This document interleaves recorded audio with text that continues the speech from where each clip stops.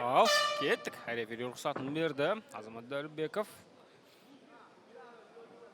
Біз бастауға дайымыз. Әзір екеуі де сақ. О-хо-хо-хо. Бірден ауыр джептен кірді бұл жерде. Жаман емес, жаман емес. Қашықтықты сақтау түсінемше. Бұл спортшының көздегені, нағыз еркін күрес стилінде, қазір. Ешқандай да бір соққымен жасырмай, алдамай, бірден қашықтықтан өте қауіпті негізінде бұлай, ММА-де нағыз бір күрес стилінде, күрес стилінің бүкіл бір қағидаларын сақтап, бұлай аяққа өту дегеніміз бұл енді соншалықты сенімді болу керек қой, тәсілдің өтетіне, қарсы бір соққыға ұрынып қалмайтын, тізе қолға ұрынып қалмайтынға. Енді өте сирек кездесетін дүние. Негізі қазір 4 тағанда қарсыласын жамбасын жерге тиізген, бірақ әзірше айтарлықтай қауіп төндіретін позиция жоқ. Қорғанысты бұзып өтуге тырысады. Бұл жерде тамаша. Аяққа тұрғанмен қарсыласы, Жұмабек Бейбарыс әлде қысым көрсетуді жалғастырып отыр.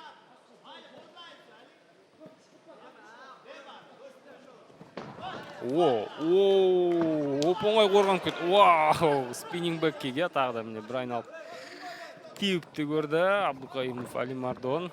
Дәл солай Жұмабектің өзі де жауап қайтармақшы болды. Енді бұндай провокацияға бір еріп кетудің қажеті жоқ шығар.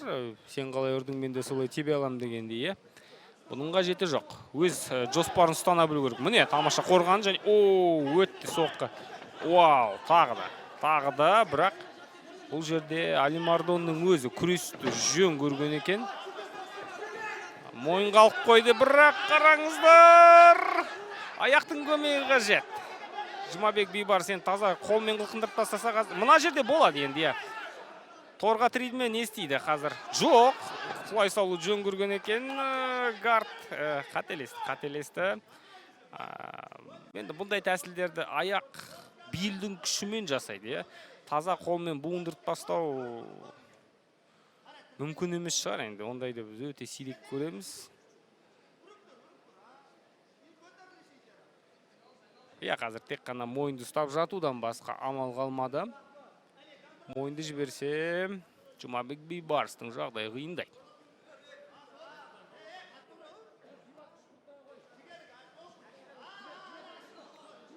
Бүйтіп мойынды ұстап біртіндеп қорғанып кетпесе, шығып кетпесе, басқа амал қалмады. Тәуекел етіп қазір 4 тағанға кетіп қарсыласты қылқындырмақшы болған, бірақ тәуекел ақталмады. Міне сол тәуекелдің салдарын көріп отырмыз енді. Тіпті Алимардонның өзі бір сәтке мойынды алғанына қарағанда қылқындырады ма деп едік, жоқ. Сайт контрол, позициялы жөн көрген екен. Бірақ қол әлі мойынға жатты, қазір дәл осы сәтте бір қылқындырып көрді. Тамаша, тағы да.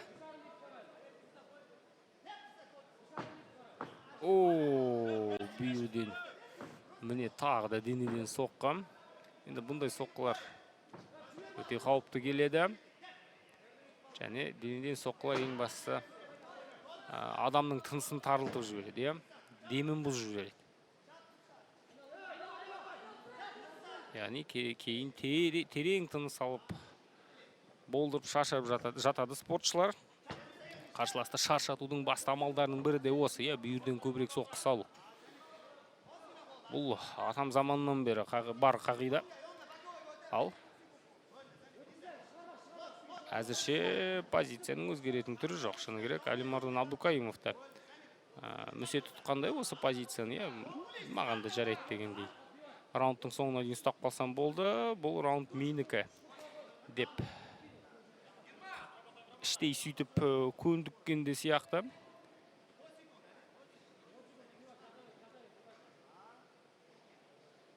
Раундтың соңына дейін сақталады позиция. Ештеңе де өзгермейді. Енді қарсыластың үстінде біраз уақыт өткізді ғой, қалай дегенмен. Абдукаимов Алимардон бәлкім іштей раунд алу үшін осы да жетеді деп ойлаған шығар.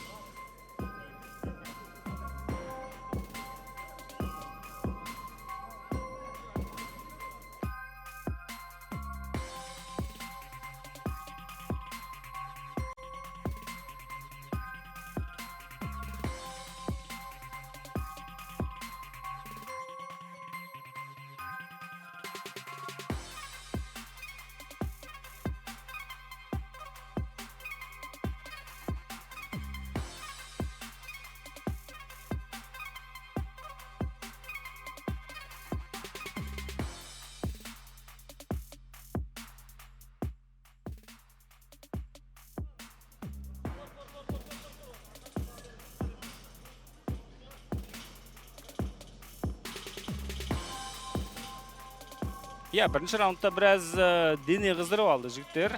Көрейік, енді жекпе-жек қыза түсу керек. Барлығы да сақадай сай. Екінші раунд кеттік.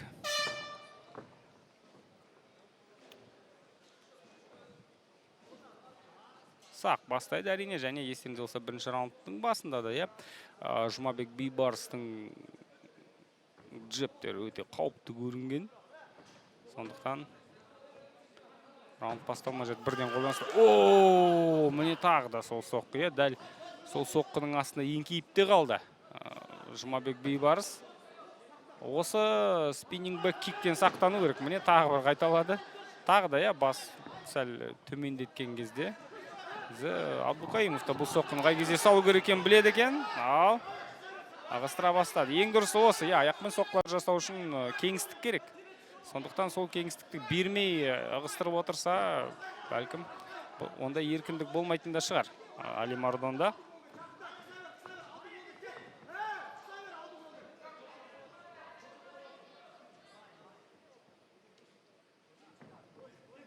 Тағы да, аяқпен қарсыласты бір жұлқып қояды. Міне салам дегенде, қайта-қайта бір мазалап.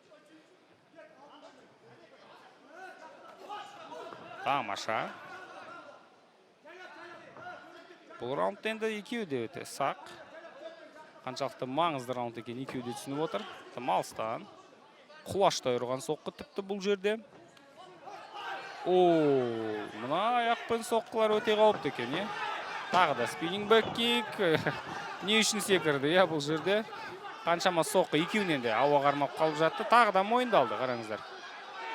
Әдіс дайындап жатқанда, бірақ бұл жолы не істейді? Тағы да партерге кетеді ме, әлде торға тіреп көреді ме қарсыласын? Торға тіремекші. Бірінші раундтағы қателігін жасағысы келмейді. Бірақ әдіс жасау екі талай енді шыны керек. Ұстаған мәнеріне, түріне қарағанда, қылқындырады деп айту қиын. Қазір, бұл тәсілді сәл күшейтіп барып жасамаса, міне, қателесті, дземен соққы жасаймын деп, дземен ұр деп айтпақшы. Трибунадағы жанкерлер айтқан, бәлкім сол жанкерлер тыңдап дземен ұр бәлей қалған шығар. Кім білет ол жағын енді Гелетина. Енді айтарлықта, бұл жерде тығыздығы жоқ. Сол жақ иық тіпті бос. Күш жетеді ме бұл жерде гильотинаны жасауға? Қара күш қажет.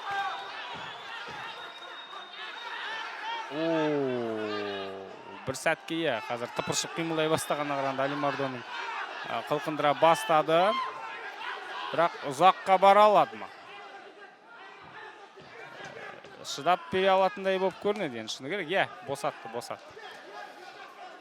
Енді керісінше. Жұмабек Бейбарыс енді қорғанысты ойлауға мәжбүр бұл жерде. Ал Абдукаимов қандай шабуыл ұйымдастырады?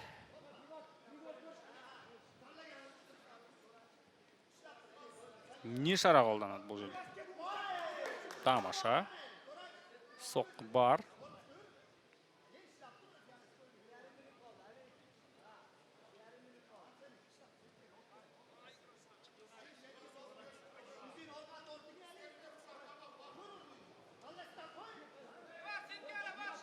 Торға тірейді тағы да барып. Иә.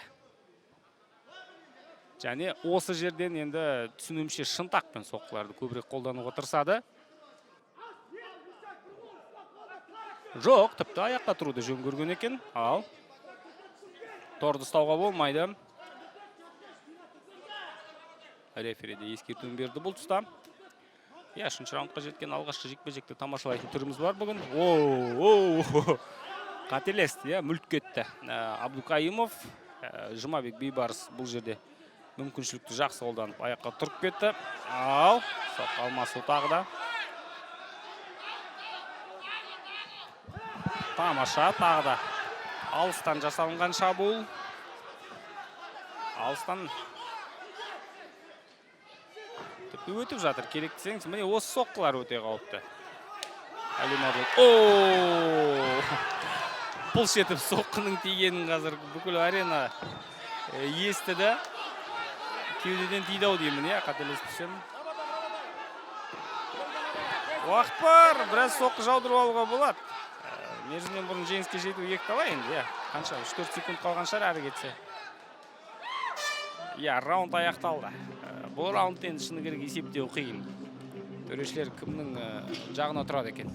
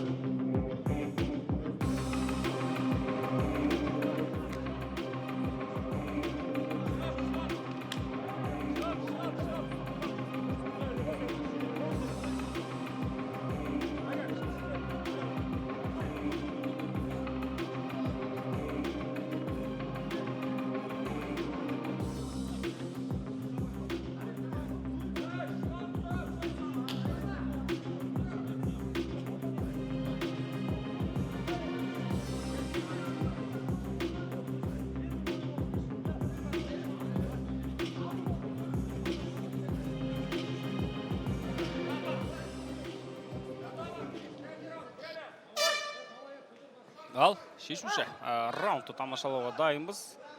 Алғашқы 2 раунд бойынша бір жаққа басымдылық беру қиын шыны керек. Ол жағын енді бізге төрешілер айта отырар. Егжей-тегжейлі қарайды олар жекпе-жекке әрине.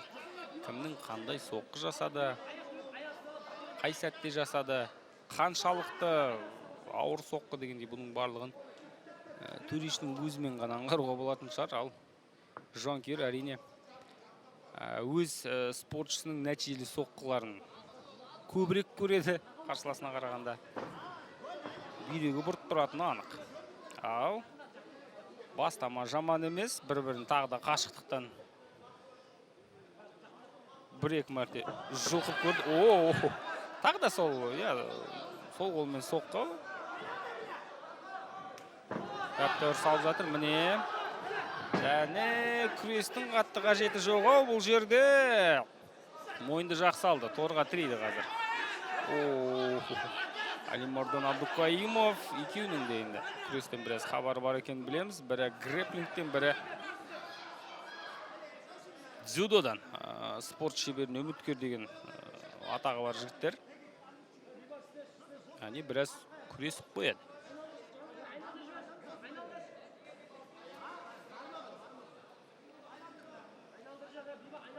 Тейкдаун жасауға тырысады екен. Бұл жерден тейкдаун жасауға өте ыңғайсыз позиция. Қалай дегенмен? Аяқты жамбастан тіреді.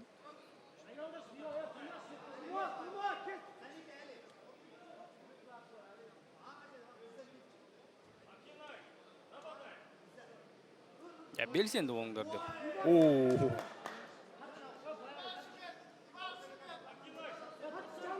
Бапкері де қазір өзбек спортшысын барынша қамшылап отыр. алдағы бұған дейінгі 2 раунд, иә. Айтарлықтай бір басымдылықпен өткен жоқ, екі жаққа да қатысты айтып отырмыз бұны. Сондықтан 3-ші раундта бір нүкте қойып кеткен өте маңызды. Әзірше 3-ші раундта да, иә, жекпе-жек өрнегі қатты өзгерген жоқ. Тағы да мойнынан алған Жұмабек Бейбарыс көреген тәуекел етіп секіріп көреді ме, гард жасап, әлде аяқта тұрып қылқындырғанды жөн санайды ма екен? Я өкшемен бір-бірін текпілеуден басқа амал таппаған екен бұл жерде. Ай, қателесті. Я қазір аяқтан шалып түсірмекші болды, егер дұрыс түсінсем. Жұмабек Бейбарыстың мойынды алды енді, жақсы. Мойынды алып тұр.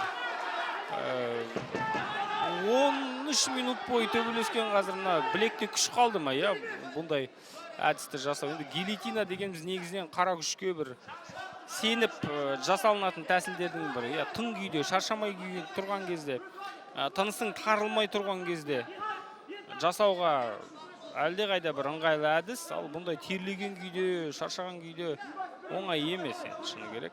Қазір Жұмабек Бейбарыс жасап кетсе, онда үлкен бір күш иесі деп атауға болатын шығар бұл жігітті, иә. Міне аяқты да көріңіздер ме?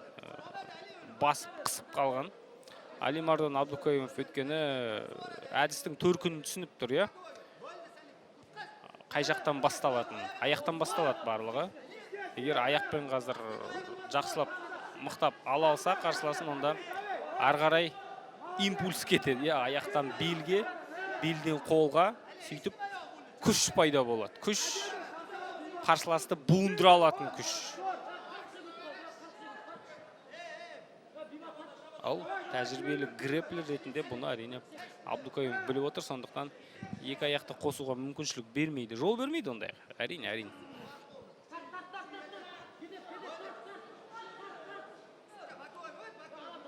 Олайда, бұлайда қазір енді аяқпен орап алуға тырысып отыр. Тағы да тәуекел етіп көреді, бірақ жамбасы бос. Олайда, бұлайда емін еркін қимылдап жатқан Абдукаимовты енді бұлай қылқындырып тастау оңай емес. Аяққа тұрғызбақшы. Соңғы 20 секундта Азамат Дәрібеков. Көрейік енді. 20 секундта не шаруа тындырып үлгерді жігіттер.